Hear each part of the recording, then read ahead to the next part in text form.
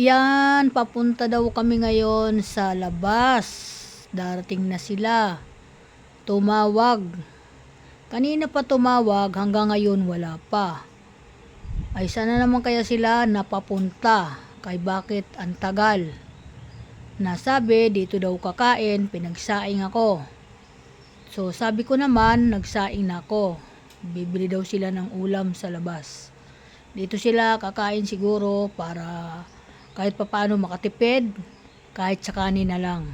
Pero nagluto na rin ako dito ng gulay. Siguro bibili sila doon ng baka lechon manok, yun ang ulam. Kaya ayan, welcome to my vlog.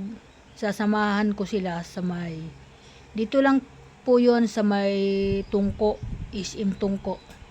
Mayroon kami dyan titingnan, pero pangarap lang naman ito. Hindi pa ito tunay kasi wala naman kami ibibili. Titingnan lang po namin dyan kung ano yung mayroon dyan, yung sinasabing mga, ano ba yun, yung mga L300 o kaya van, ganun. Tingnan namin kung ano yung ano at kung magkano ba talaga ang presyo nila diyan sa may Toyota Tungko. Yan. Pero may kilala kami na talagang kinukuhanan sa may Toyota din, Commonwealth. Pero dito kami titingin sa malapit dito sa amin para mas malapit.